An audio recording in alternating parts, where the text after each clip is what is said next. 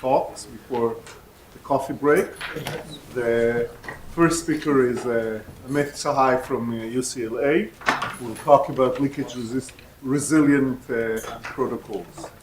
Okay, thank you very much, Moni, for the introduction, and thank you to the organizers for inviting me. I'll be talking about leakage-resilient protocols in about two different joint works, which I'll discuss in detail in a moment. So I'll begin with the usual story. So of course we have traditional cryptography in which the adversary is treated as or has black box access to the protocol, in the sense that he can only send messages and receive messages from honest parties in a black box manner. This model has allowed us to build a lot of successful theory, right? So in terms of what we've been able to achieve, it's quite remarkable. We have encryption, signatures, zero-knowledge proofs, multi-party computation, and many more things. Of course, there's still a lot of work to be done, even in this context. We don't understand what we're doing completely by any means, so there's still a lot of work to be done here. But still, you know, it's time to celebrate. Maybe we should just all go to Hawaii and relax. So one of the reasons I'm here is that, of course, there's still a lot more for us to do, even at the foundational modeling level. And this is because in the real world, we often find that an adversary can attack in non-black box ways. In some sense, attack the implementation of a crypto system. And there are many types of attacks based on EM wave detection, microphones, all kinds of interesting physical phenomenon that can be exploited to attack a system. And we think of this, we abstract this out by saying that an implementation may leak some secret information, and now we want to deal with this problem. Before I go on, I want to make a point. Perhaps it's not that important for this audience, but I think it's an important point for us to always keep in mind. And this is that leakage-resilient cryptography, unfortunately, has been criticized by many people in various ways, some of which are not all that reasonable, but partly I believe it's due to some misconceptions. So one thing I definitely want to stress is that we're building theory here, right? So our goal, the goal of leakage-resilient cryptography is not to say that now we are going to solve the problem of all current or reasonable physical attacks that could ever be mounted. That's just not what we do. We are scientists. We work in models, right? So the point of leakage-resilient cryptography is to identify some minimal levels of physical security that are sufficient for doing interesting cryptography. And I just want to make that general point, which is sometimes missed by critics of the field. So indeed, what we want is to have security notions that take leakage into account in the model itself, and then somehow work in those models and see what we can do, right? This is a brand new area to some extent, and there's a lot to be done here.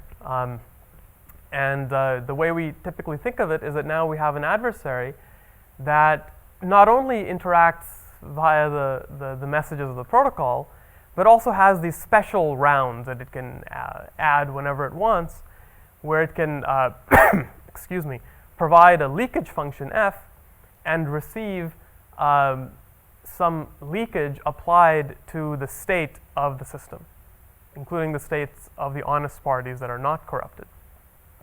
And we now want to see what we can do. Typically, the kinds of things that we try to do in this field is to require that the original security guarantee that we wanted still holds, despite the fact that there's now this new leakage going on. And we will deviate from that slightly in this talk, but that's the typical trend. Now, of course, and this again goes with what I was saying earlier, we have to put some limitations here, because obviously, if the f was an identity function and then just the adversary learns the entire state of the other party, then we're basically reducing to the problem of obfuscation, which we know to be difficult and impossible in many settings. So in general, we do have to place some restrictions on the leakage function. And one restriction that we typically deal with in the models that we consider in this in the field is to say that the output length of this leakage function is itself bounded in some way. And to make use of this then to try to achieve something. I want to point out that in some sense this is where the light is, you know, where we know how to analyze the situation where the output length is bounded. We've developed many techniques for that. It's not necessarily the most interesting case. Indeed, if we are, again, motivated by real-life concerns and real-life leakages tend to actually have huge amounts of data. If you just put a microphone next to a computer and you sample at a very high rate, then you're getting a tremendous amount of information, right? Or if you have a video camera, you're just taking a video of the computer that the Honest Party is using, then there's a tremendous amount of information coming. So this would be violated. So more interesting models include one that we call the noisy leakage model, where we say that just that there is some entropy that remains in the state of the system after the leakage. And then there are even stronger notions of auxiliary input, where we just say that it's a one-way function of the state. And these are all very, very interesting models that provide a number of new and interesting difficulties. For the most part, though, in this talk, I will be thinking about the bounded output length model. But many of the things that we'll talk about here will also apply to the noisy leakage model, where there's only an entropy assumption being made. So this is a very active area of work. We can divide prior work roughly into, let's say, 3 categories. One deals with, excuse me, leakage-resilient or tamper-resilient circuits, and we heard a talk about this just yesterday. Then there are leakage-resilient non-interactive primitives like encryption, signatures, and so on and so forth. There's a tremendous amount of work that's been done here, and this is a very partial list. But then when you move to protocols, which is what we'll be interested in here, there's been surprisingly little work, especially prior to the work that I'll be describing here.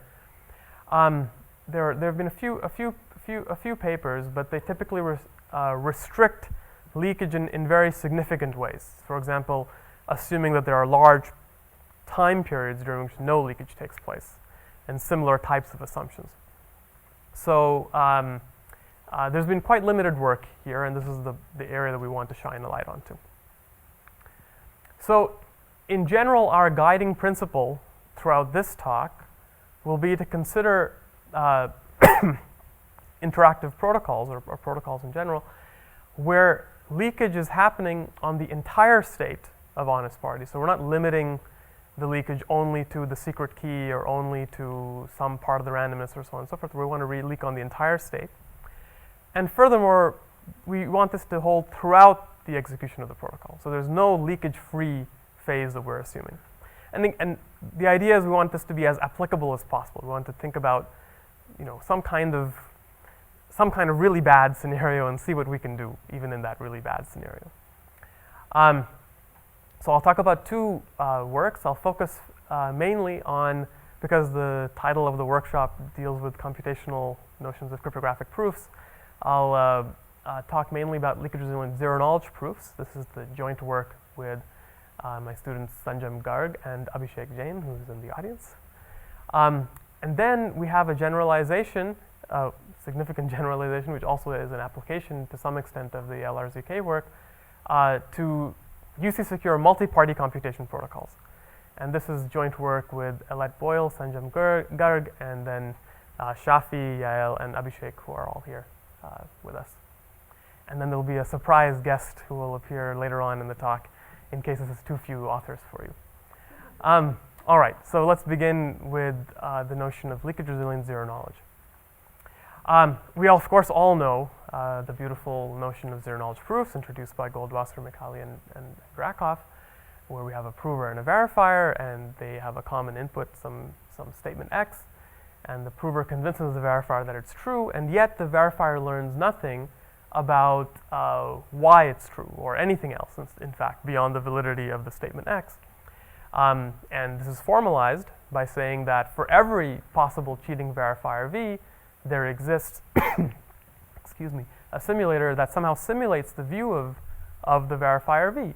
And because it can be simulated, then there's no point in him in him talking to the prover anyway, right? Because he could just simulate it on his own. It's an incredibly useful and powerful notion. When we now consider the problem of zero-knowledge proofs in the context of leakage, we very quickly find that things are problematic here. So again, we want to consider a situation where we have a cheating verifier who's somehow trying to extract information that it shouldn't, but now it can actually leak directly onto the state of the prover. And let's assume for the purpose of this talk that we're dealing with efficient provers and verifiers and NP statements. So in general, the prover would have some witness that allows it to provide the proof that it wants to provide. Well, then there's a quite clear problem, right? Because the verifier in its leakage function could ignore everything else about what's happening in the protocol and just leak directly on the witness itself. You could just tell me, well, tell me the first 17 bits of the witness. And this immediately violates the standard notion of zero knowledge. Certainly the verifier will learn something beyond the validity of the statement because it can just leak directly on the witness itself. And so in some sense, given the situation, we could just throw up our hands and run away. But another option is to see, well, what's the best possible security we can hope to achieve? Perhaps the best possible natural notion of the best possible security would be to say that the verifier learns nothing beyond the validity of the statement, and whatever it could have learned by directly leaking on the witness. In essence, we're saying that the protocol doesn't provide him with any additional power beyond what he could get by leaking directly on the witness. But Guy in his talk suggested another way, I guess, to go around this problem where there is an initial pre-processing step. Good. So indeed, so the very next slide is, so you might think, well, this actually looks quite bad, so why should we investigate this? Maybe we should try to change the model and somehow try to get a strong result there, right? So let's just think about what kinds of things we could try to do. One direction may be to look at only computation leaks information, this notion of Becali and Raisin. It's a very interesting notion. It, in some sense, again, comes back directly to the theory building that we're considering. This is, if you make this assumption, we're telling the people who make hardware that, hey, you better design your physical systems to ensure that only computation ever leaks information. However, nevertheless, it seems like it perhaps may be too strong an assumption to make. There are attacks that are known that seem to quite clearly get around this assumption. And so as a result, we would like to... They recover their 100%. Right. So there are some very significant issues with this, but in particular, they don't seem to respect the only computation leaks information model. So that's one criticism that we'll keep in mind. Another thing is what Boaz was referring to, and also what Guy mentioned yesterday, the idea of having a leakage-free preprocessing phase, which again, it could be quite reasonable, right? To say that first I sit in my home and, in my Faraday cage, I do various preprocessings, and then I walk out into the real world and talk to everyone else. So indeed, this could also be a very interesting direction to look at. Nevertheless, I want to, yes? Talking about a protocol, are you restricting the pre-processing to be local or also to be a protocol? Those are both interesting possibilities. In fact, we won't build this at all. So this talk will not have any, because the point is, again, our guiding philosophy here is that actually we can leak anytime, anywhere, any place, right? So I'm pointing this out as an interesting direction that one could pursue, where local preprocessing would be the most interesting, right? But joint preprocessing could also be relevant to many contexts. I just want to point out that if we make such an assumption, then we are limiting inherently the applicability of whatever theorems we achieve. In particular, let's say in protocol composition, right? If I compose sequentially even two protocols that require a preprocessing phase, then I'm already out of luck, right? Because then I'm assuming something that doesn't seem very realistic, that in the middle of my protocol I can go run into my Faraday cage and have various leakage-free things that I do. So I also want to point out that each of these two individually would also not get around the problem that I mentioned in the last slide. So each individually is not sufficient for us to be able to recover the original notion of zero knowledge. Together you can, in various ways, which I won't get into. That's not the subject of this particular talk. And again, just philosophically, I want to make the point that most of what we do in cryptography is build tools, right? We build tools that other people are going to use to build other things, including perhaps end results that people would actually want to use. And that's very much in the spirit that we'll be thinking of in this talk, that I want to build a tool, a notion of leakage-resilient zero knowledge that is a tool that is as applicable as possible. So this is one reason why I'd like to avoid making any of these types of assumptions. Okay? So again, what we want is to not make these assumptions, to say that leakage can be on the entire state of the prover and throughout the protocol. There's no leakage-free phase before, after, during, or any time. Okay? And as I will argue, indeed, by looking at this, even though it seems perhaps problematic to allow leakage on the witness, we'll see that it's actually quite useful, and there are many interesting and natural applications of this notion. So, yes? You could also consider leakage on the verifier state, but absolutely. That's not that's right. So I don't know. We will talk about. We will get to that later on. It turns out, as you may imagine, that this direction is a little more interesting. The direction where the verifier is leaking on the prover is the more challenging one when looking at zero-knowledge proofs. We can definitely also look at the other side and deal with that as well, and that will come up in the second part of the talk. Okay? But for right now, just to be clear, I'm only going to consider a bad verifier when it comes to leakage. Okay? So just again, to be very clear with pictures as to what our definition is. We have a prover and the verifier, and again, we have the real world which I've already described, right? There's a protocol, but in addition, the verifier can send these leakage queries whenever it wants, okay? And leak on the entire state of the prover so far, okay? So this is our real world. And now the new thing is that when we think about the ideal world that we're trying to emulate, in zero knowledge, we just have a simulator and that's it. And now what we'll do is we'll actually let the simulator also leak onto the witness, right? So there's a imaginary party who just holds the witness in her hands, and the simulator is allowed to leak directly onto the witness to some extent, okay? And this is in some sense reminiscent of some knowledge complexity types of models, but it's quite different, so I won't get into the comparison too much there. Now, the natural question then is, well, how much leakage are we going to allow in the ideal world? And we will think of it in a parameterized way. So the idea is that we'll say that the ideal leakage that the simulator is allowed to do is some lambda times the amount of leakage that happened in the real world. So here we're not going to talk directly about bounds being placed on the total leakage in the real world. We're just going to talk about a translation function in terms of how much additional leakage, if any, may be needed in the ideal world. And of course, what we want is lambda to be as close to 1 as possible, so that there's essentially nothing beyond. So the verifier could have just ignored the protocol and just leaked on the witness directly. Okay? Good. So let me now describe to you our main results. So the main, Can you go back yeah. for the definition? So let's say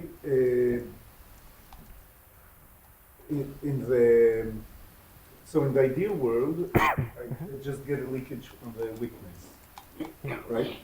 In the real world, I get a lot of other stuff. Exactly. And are you dealing with the fact that perhaps you are leaking a whole lot on the other stuff that you don't care about, but you're limiting your leakage on the witness to be that of the ideal world? Well, it's very difficult to talk about what is the important part and what is not. No, you But- could say that some things are a function of the witness. Right. You get two functions. One is a function of the witness, and the other is not. Right. One could actually take that viewpoint and obtain some more refinements of our results in that way, but that's not the approach that we take. We think of there just being one global leakage function. And again, another point that I'll make later on in the talk is that in the real world, these leakage functions could be obfuscated in some way, right? Even though obfuscation isn't possible in general, for any particular function, maybe there's possible to some interesting obfuscation. So the way in which it processes all the different parts of the state is completely something that the simulator cannot make sense of. Right. Right? Okay. Yeah. But maybe related. I mean, it would be nice. I don't know. It seems kind of dangerous to say that Fi and Fi prime could be completely unrelated. I mean, presumably in your proof, F prime will be like F with some things restricted. So it would be nice to make this part of the definition that the simulator can only leak related functions, kind of. Right. or There is something like that. actually we have a finer notion we call oblivious leakage, Right. which does indeed address some of the issues that you just brought up, and they can be important in certain composition statements. But because I have a lot of stuff to go through, I'm not going to talk too much about that. Okay. All right. So what do we show that we can do? We can get 1 plus epsilon leakage-resilient interactive zero-knowledge proof systems for any constant epsilon. This is almost optimal. We don't quite get 1, but we get as close to 1 as you want. This is also considered in a concurrent work that appeared this year by Bitansky, Canetti, and Halevi. I won't speak too much more about that. We also get leakage resilient, in fact, UC secure, non-interactive zero-knowledge arguments, in this case with the parameter lambda equals to 1. And then building upon these results, we get a number of interesting applications. So, for example, we show how to do universally composable multi-party computation, where now we know that for UC MPC, we always need some type of setup assumption, either a common reference string or something like this. So what we consider is, what if the setup that's available to people is the ability to exchange hardware tokens, but that those hardware tokens are themselves leaky, that they aren't perfectly tamper-proof. So we can show how to achieve that. We can also get what are called fully leakage-resilient signatures, where you can leak on the randomness as well as the secret key. In the noisy leakage model, that's something that was also not known before as an application of our result. Let me tell you a little bit more about sort of the general principle of applicability. The idea of leakage-resilient zero-knowledge is that it's a translator, right? It says that you add this new protocol, the zero-knowledge proof protocol, and then you can just ignore it for the purpose of leakage. That whatever leakage you did on the protocol, you can translate it directly into leakage on the witness itself. So this gives us a way to leverage the leakage-resilient primitive that we've already made in our community, right? So in particular, what you can do is you can start with some leakage-resilient primitive X that someone else made, and then compile it in some interesting way with leakage-resilient zero-knowledge. And now you're assured that because the original primitive was leakage-resilient, the new thing that you've made is also leakage-resilient, right? So in this way, you can get very strong final guarantees. You don't have to worry about things being leaked, because what you started with was something that was something that was leakage-resilient. So Okay. for your second application, what is the result you start with? In fact, okay, so for the second one, what you can start with is a leakage-resilient sort of one-way relation in some sense, and then compile it with a UC NIZK, a simulation sound NIZK that will essentially make it into a signature, just like your paper with me here from many years ago. So it's Yeah. similar to the way they do signatures, leakage resilient, but they couldn't leak on the randomness. Exactly. You Right. can? Yeah, because it just exactly translates, right? The thing is that the secret key here is the original primitive. Now we use randomness to make the NIZK, but we can translate leakage on the randomness to leakage on the witness, which is exactly the leakage resilient one-way relation, right? Okay. So that's the general principle of how we apply this, and it lets us essentially leverage things that we You already probably done. said it, but indistinguishability was statistical on the previous slide. No, in general, we'll talk about computational indistinguishability, although one can also think about statistical notions. Even given the witness? What's that? Indistinguishability given the witness? Yes, yes. No, the standard notion of computational indistinguishability for zero knowledge, which is indistinguishability given the witness. Okay? All right, so let me now give you some more details about our interactive proof system, our interactive leakage-resilient zero knowledge proof system. Okay, so what are the main ideas? Now, we have our real world where the verifier can leak on the prover, and we want to build our simulator, right? The simulator can also leak on the ideal world.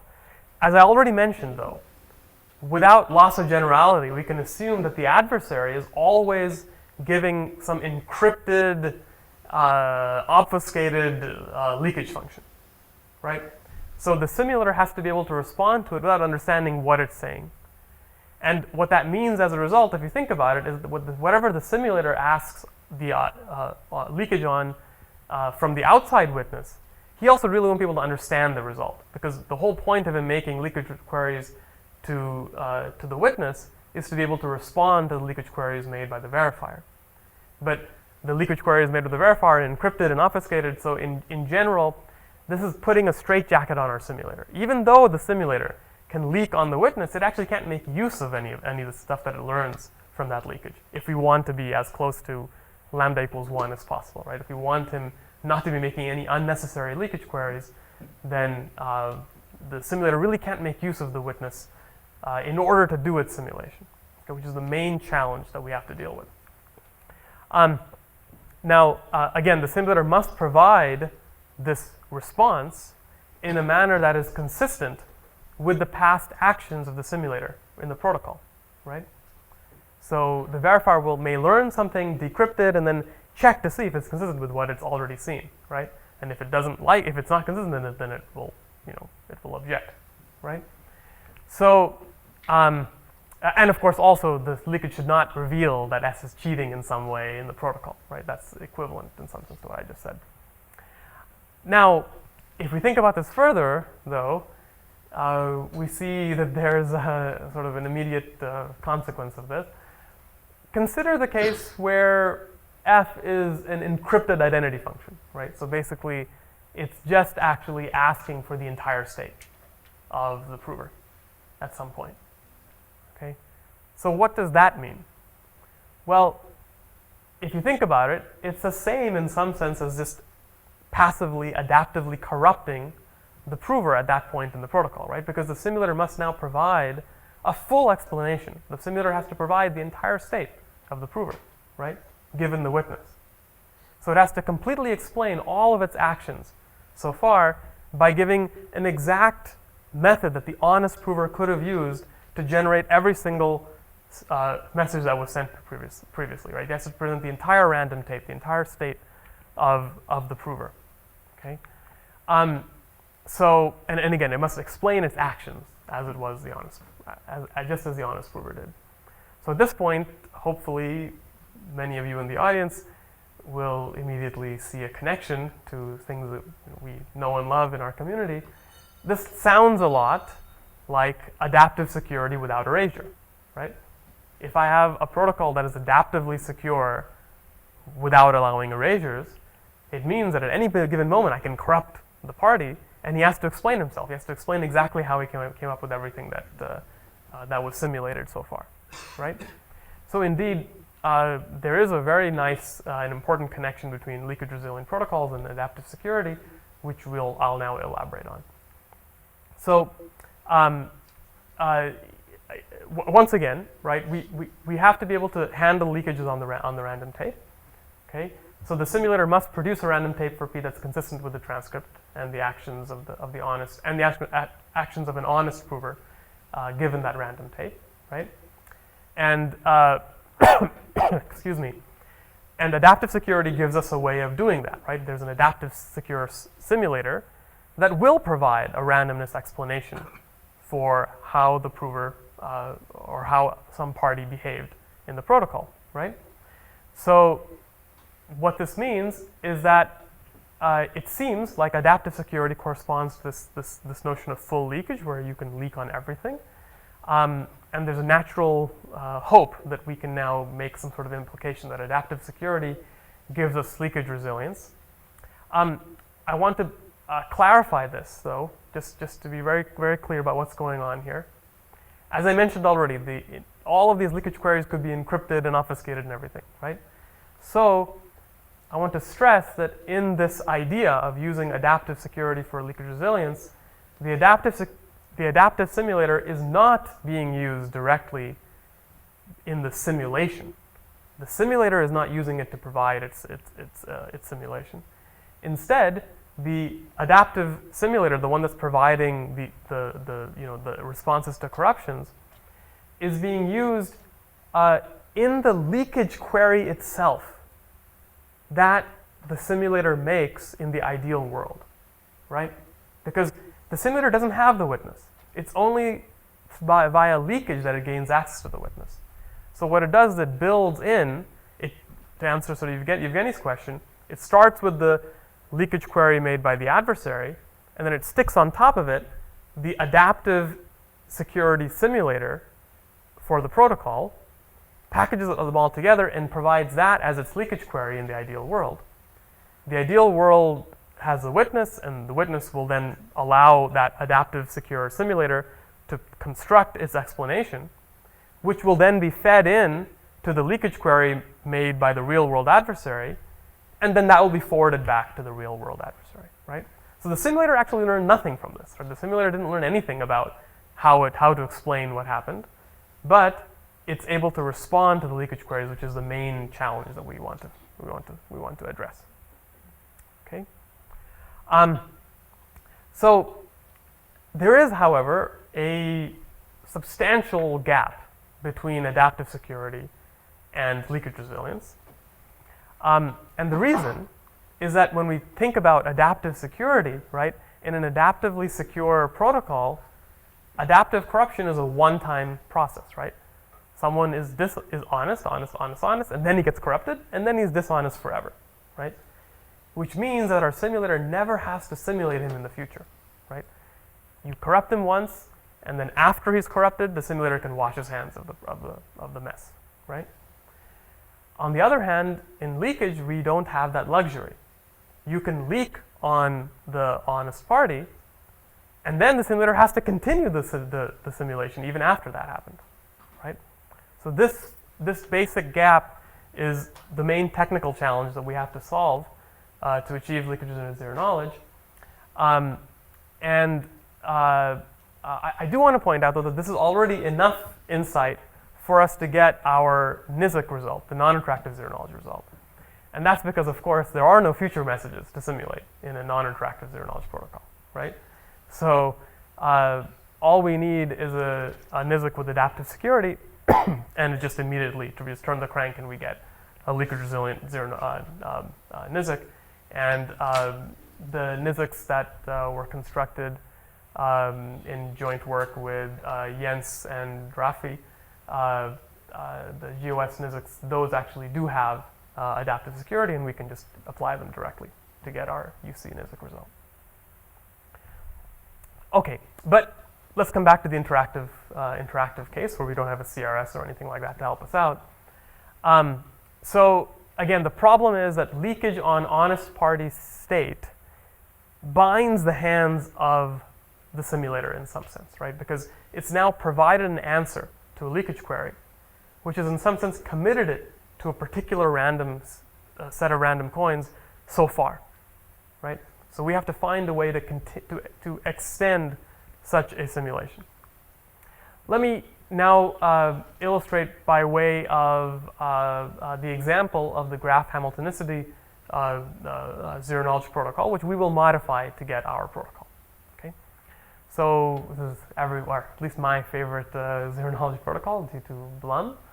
The way that it works is you have some graph. That's the matrix of the graph, and the prover takes it and first just permutes all the vertices, and then goes ahead and commits to this matrix, sends it over to the verifier.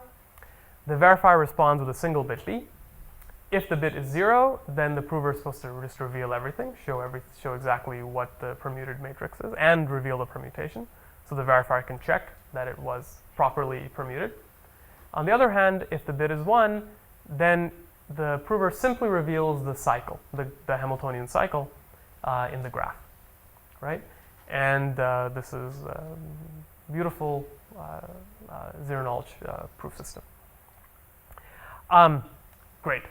So, and again, what's the point? Why is it zero-knowledge? It's because if we know what the verifier is going to ask ahead of time, then we can simulate, right? Because it's very easy to just randomly permute a graph or to just commit to a random cycle, right? Good. Now, it's been known for a long time how to get an adaptively secure variant of this protocol, which is that, it's quite simple. This sort of originates to the Leakage-Resilient paper. I think that's the first paper that didn't talk about adaptive security, but talked about this idea. And the idea is that instead of committing directly using an ordinary commitment scheme, what the prover will do is use an equivocable commitment scheme. Okay, and an equivocable commitment scheme is one where the real life guy, an honest person, is completely committed. He cannot change his mind. But the simulator can somehow use some magic power, maybe due to rewinding or due to some non-black box simulation technique or something like this, in order to be able to open to both 0 and to 1. Okay? And now the idea is that if you use an equivocal commitment in this protocol, then you essentially get adaptive security essentially for free. There's also some pseudo-randomness which I'm going to ignore here, but the basic idea is the following: that now the simulator can just equivocally commit, right? And if the verifier, let's say, asks for the cycle, then you can just open a cycle in the graph. And now the point is, suppose that the verifier then corrupts, performs an adaptive corruption on the prover, then we can handle that as well, right? Because what will happen is that the simulator will learn the witness, right? And at that point, given the witness, it knows now where the actual cycle was in the graph. Then it can just pick a permutation that maps that cycle to the cycle that it opened, right? To the cycle that it was planning to open, let's say, right? So in this way, we get adaptive security in a fairly straightforward way. Good. What about leakage resilience? So now, let's consider the following example. Suppose the simulator went ahead and equivocally committed to the graph, but now the verifier doesn't send the challenge 0, but instead sends a leakage corresponding to the challenge 0, right? So he says, my leakage is that given your state, tell me what you would have answered had I asked b equals 0. Okay? Hashed and encrypted and obfuscated and all those kind of things. Okay? So now the simulator must now somehow use the witness to provide a response, to provide an actual opening of the entire everything that it committed to. And now the problem is that the simulator is bound to this, right? It can't change its mind anymore because the verifier could be later checking consistency against the leakage that it got. Okay? And indeed, this is a problem because then if he actually asks for b equals 1, then the simulator must somehow show a cycle that is consistent with a leaked graph. In other words, it must show a cycle in the actual graph itself, right? Which would require the simulator to actually know the witness, which it doesn't know. Okay? So this is a simple example where adaptive security is not sufficient because it's hard to continue the simulation. Okay, so how can we deal with this problem? The solution idea is, let me give some sort of some high-level background first. So in some sense, again, what I just described to you to get adaptive security was the Leakage-Resilient technique, this idea of using equivocal commitments. Okay? If you look back in the zero-knowledge literature, there are essentially two main techniques that people use to build zero knowledge protocols. One is the Leakage-Shamir technique, which beautiful idea and has been especially important in concurrency and things like this. And the other very popular idea was the Goldratt-Kahan technique, right, which is where you actually have the verifier in some sense commit to its challenge ahead of time, okay? And then you make use of that in order to do the simulation. So what we do is we show we can actually take these two techniques, usually only needed one or the other, right? So in all the literature, you either use the Goldratt-Kahan or you use Leakage-Shamir. We put them both together and show that that's sufficient now for solving this problem. So let me clarify that. What we want to do again is to make the verifier commit in some extractable way to its random tape. Its random tape is just this challenge B, right, in advance, okay? And now, why is this useful? It's useful because then the simulator, before it begins the actual Hamiltonicity protocol, the protocol that we just discussed moments ago, it already knows what the verifier is going to do. So it can take that into account in how it behaves. And that will allow us to then continue a simulation even after leakage. Let me make this more concrete. So again, same protocol as before, equivocal commitments, but before all that happens, we make the verifier use an extractable commitment to commit to its challenge B. And the simulator somehow, we'll get to that in a moment, is able to extract this challenge B. Okay, great. Now, what it can do is it can plan ahead. So if B equals 0, right, then it knows that the verifier is going to ask for us to just open the entire graph, right? Well, in that case, the simulator can actually just pick a permutation and commit unequivocally to the permuted graph, because it already knows what's going to happen in the future, right? And if there is now leakage that says, well, now tell me where the cycle is, that's fine, because we already have the permutation in our mind. We can go ahead and ask the leakage query on the ideal model to tell us, well, what should our permutation be so that we can answer this question, and we can answer everything fine. The slightly more challenging case is, let's say that B equals 1. So again, the simulator already knows that he's going to want a cycle. Now what the simulator can do is pick a random cycle, just where the cycle would be in the matrix, and commit unequivocally to the cycle, because it already knows it's going to have to open it. So what's the point in equivocating that, right? So it puts 1s there, but then it commits equivocally everywhere else in a way that it can open both ways. And this now exactly allows us to deal with the other leakage possibility, right? If the leakage wants to know something about the permutation, well, we already know where we put the cycle. We can ask in the ideal world, the witness, well, what should we pick as our permutation to make it all work, and then open accordingly, right? So the idea of knowing the verifier's randomness in advance is crucial to making this work. Okay. So the final ingredient that I didn't talk about yet is, well, we need this extractable commitment. How can we do that in a leakage-resilient way? So in our paper with Sanjam and Abhishek,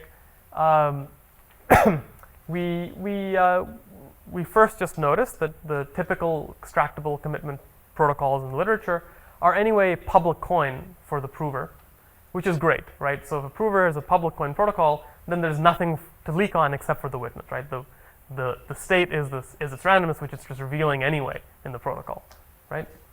So that's good. There is a problem though, because these are all these things work by rewinding. There's a rewinding process by which we do the extraction. And when we rewind the adversary, what if it changes its mind about what leakage it wants? Then we might have to deal with additional leakage. And this is annoying, indeed. It's one of the many ways in which rewinding is extremely annoying to us in cryptography. It's a beautiful technique, old technique in zero knowledge, but one that keeps on annoying us whenever we use it in new scenarios, sort of like it did in concurrent zero knowledge. We can deal with this to some extent. This is why we end up with a 1 plus epsilon. Everything I told you up until now had no penalty, right? We were able to just directly transit leakage to leakage. But here, because of the rewinding, what we do is we adapt ideas from precise simulation due to the Minkalian path, and this gives us a way of getting 1 plus epsilon leakage resilient zero knowledge. Okay? Yeah? In particular, for the non-interactive ZK, you get 1. Yeah, that's 1, exactly. Nice ZK is 1. So this is where things stood until a few weeks ago, and our guest star shows up. So Omkant Pandey very recently showed how to actually get one LRZK, so how to get lambda equal to 1. The way he does it is by using non-black box techniques in order to do this extraction. So he's able to find a way to take Boaz's non-black box simulation technique together with a special type of oblivious transfer protocol in order to get this extraction property without needing to rewind at all, and therefore without having to deal with any additional leakage. Now, of course, the challenge here is how do you get this new non-black box technique and OT to be leakage resilient? How do we make sure that's leakage resilient? And the really nice idea that underlies this work is that what is he modifies Boaz's protocol and also uses a special OT, which has the property that an honest party who doesn't want to extract, right? He's just playing along because he's told to do so, just sends random messages. So it's essentially public coin.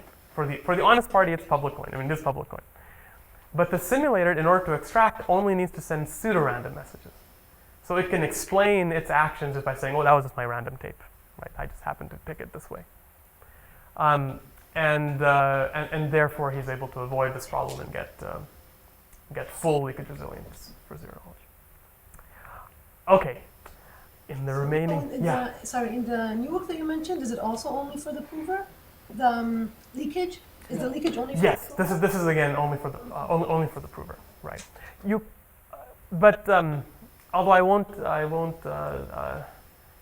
There are issues that come up when you want to leak in the other direction. In general, you have to have a bound in that case. So the nice thing about this direction is that we have all these techniques that we apply, but then we don't have to put any bound, right? We can just say any amount of leakage you had in the real world, I'm going to have the same in the ideal world. When you deal with leakage on the other side, it seems somehow inherent that you need to put some bounds in order to achieve soundness, because soundness is something you can't compromise on, right? You can't have soundness, right? There's no ideal world that you can talk about. Right? Exactly, right. It's just sound. It has to be sound, period, right? There's no one way or the other about it, right? So there you have to put some bounds, and it is possible to do that. Yes? Just talk about the Hamiltonicity protocol. Shouldn't it be easy to get sound? Shouldn't it be easy to leak on the verifier? Yeah, it's not that difficult. The thing is that you need to use sort of a leakage resilient commitment scheme that the verifier is going to use in this. Right, because of this extractable commitment, right? But it's not all that complicated to get it with a bound, of course. Okay. So did you mention that you get UC zero knowledge? No, so we get UC NISX. Oh, So for UC you need some kind of setup assumption, right? So that was my next question. So in the CRS, is it trivial because it's everything a straight line? If you Well, take UC secure. Yeah, because we can get NISX, right? So that's also zero knowledge. So we get in the UC setting with the CRS, we get everything. GOS, but if you want to have more conventional without pairings or anything like that. That's a good question. That I don't know the answer to. The only adaptively secure NISC that I'm aware of is the GOS NISC. Right. The GS, also the GS NISC. Yeah. So for interactive, you see secure ZK, you don't know you're saying. I don't know yet. I mean, except under pairing assumptions. Okay. Good. So in the very brief time I have left, I'm going to give you a very, very bird's eye view of how we can extend these techniques to work in the context of leakage resilient multi-party computation. And this is joint work with Elet Boyle, Sanjam Garg, Shafi, Abhishek, and Yael. Okay, we all know secure multi-party computation. Now, again, what I want to do is consider a modification where now in the ideal world, so the real world will have leakage between, just as we would imagine, and now in the ideal world also there would be leakage, right? And this again has the same principle. This is why it would be applicable, because if we start in the ideal world with something that's leakage resilient, then it'll remain leakage resilient as we apply our compiler, okay? So what we're able to get here are leakage resilient two-party and multi-party computation protocols where, again, you can leak on the entire states of the honest parties, all times. There's no leakage-free preprocessing or only computation assumption. Every leakage is allowed at any given moment. And we get UC security in the CRS model. There are some concurrent works, actually. This is the only work that was there when we were actually getting this result, but there are several other authors who have looked at different models of leakage-resilient MPC. As far as I know, no one has looked at this one with the ideal, with the leaky ideal world. And none of the other results subsume what we're talking about here. So let me begin by just mentioning semi-honest security. So yeah. So the leakage in the real world, is it on the joint, is it on all the parties together, or is it sort of separately from? Right, so in the multi-party setting, we think of it as being joint. You can even leak on the joint states of everyone. There's no assumption of a physical barrier between parties. But for the purpose of this talk, let's think about the two-party case. In the two-party case, there is no joint. It's just I leak on you because I'm the bad guy and you're the good guy. Okay. So semi-honest security, again, this is not that difficult because it does seem to follow straightforwardly from adaptive security. So as long as we have an adaptively secure semi-honest NPC protocol, for example, the adaptively secure one in the CLOS work, then there are some small technical details that we have to take care of, but essentially it works. So that already gives you semi-honest leakage-resilient MPC, which is good. And now, it seems like great. We have semi-honest, we have zero knowledge. Let's just go ahead and compile. And but we have to remember there are actually two parts to the compiler, right? So if you want to compile from semi-honest to malicious, zero knowledge is the one that we always talk about. It's the big one that we need. But you actually also need coin flipping, right? You also need to be able to flip the coins to decide what people should use as their random coins. And indeed, that's where the rub is, as we'll see in a moment. Okay. The good part is zero knowledge. We do have leakage in zero knowledge. That's what I just talked about. So we were able to use that. That's not a problem. The problem is that we don't have fully simulatable leakage-resilient coin flipping. And indeed, there are some inherent problems with trying to get such a creature. Without going into the details, let me just mention that in some sense there's a who goes first problem, right? That some person has to be the one who first commits, who can then be leaked on. And that means that guy who was just leaked on is going to have troubles in forcing the other guy's output to be what we want, right? So there's a who goes first problem, which makes it difficult to be able to do leakage-resilient, fully simulatable coin flipping. So since we don't have coin tossing, we take a different route. So what we do is we introduce a notion of a semi-malicious adversary. Okay, so there's honest, just does whatever you want him to do, erases everything that he doesn't like, ignores everything. Semi-honest is someone who's curious but otherwise honest. Semi-malicious is an adversary who does follow the protocol exactly the way he's supposed to, but he picks his own randomness. He doesn't just flip coins. Semi-honest, guys, they just flip coins to choose their randomness. Semi-malicious ones get to choose their own randomness in any way that they want. Okay. Now, the good news, right, is that if we think about semi-malicious security, then to transform from semi-malicious to malicious, all we need is zero knowledge, right? Because now there's no issue of coin flipping anymore. You don't need to flip coins. People are allowed to pick coins as they like. And then we can just use leakage-resilient zero knowledge to do the compilation. So that's great. So the challenge now, the real challenge that's remaining is how to do MPC that's secure against semi-malicious adversaries with leakage going on. Okay, so very, very briefly,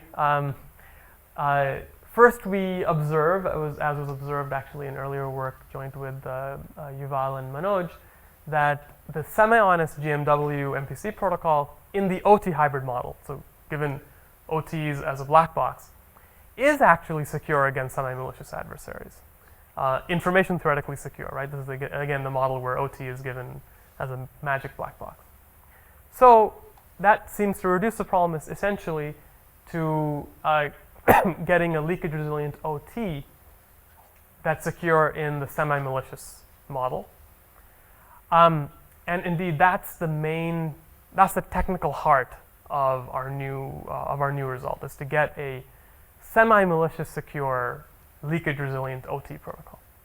Okay, And since we started late, can I take another 5 minutes? I just want to give the basic idea.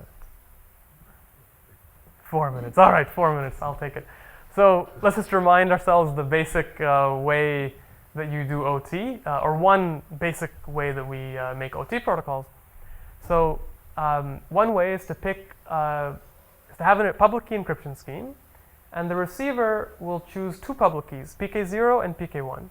But he'll only know the secret key for one of them. The other one is obliviously sampled in some way. Maybe because it's just a random string, something like that, right? And then the sender will just encrypt the two strings that it has and send them over, and the receiver will only be able to decrypt one of them, right? That's great. It's semi-honest secure, but it's definitely not semi-malicious secure, right? Because a malicious receiver can choose the randomness for how it chose the public, these two public keys, PK0 and PK1, so that it actually knows the secret key for both of them, right? In which case, no security is left.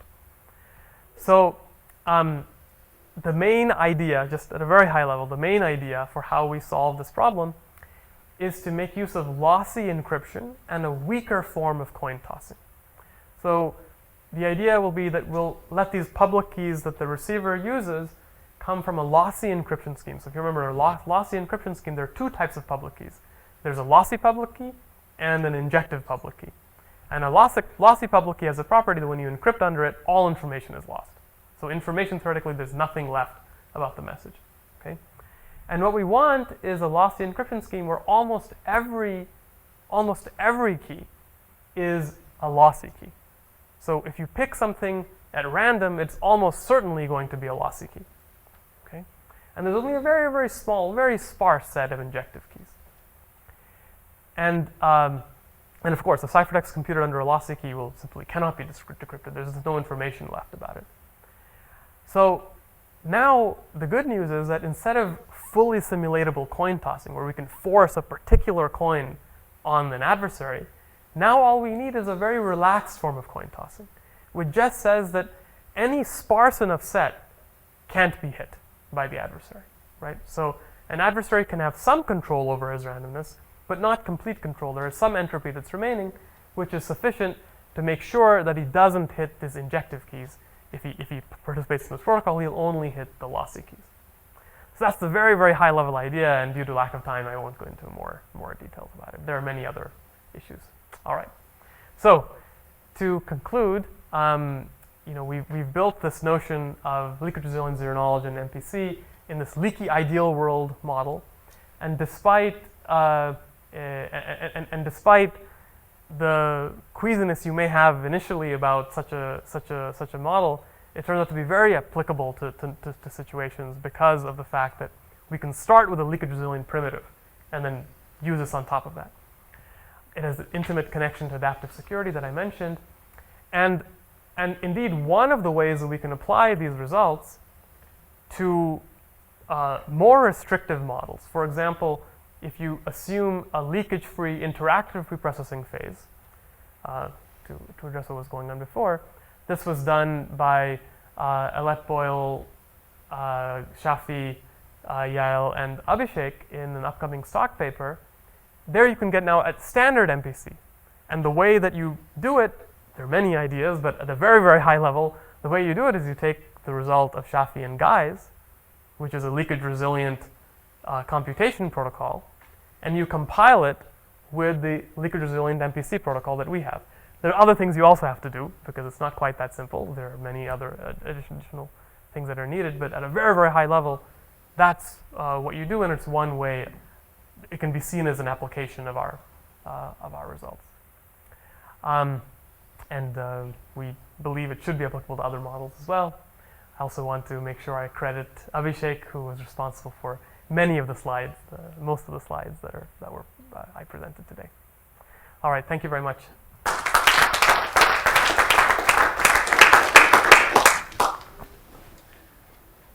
Question? Everyone should leave a question. Very clear. Okay.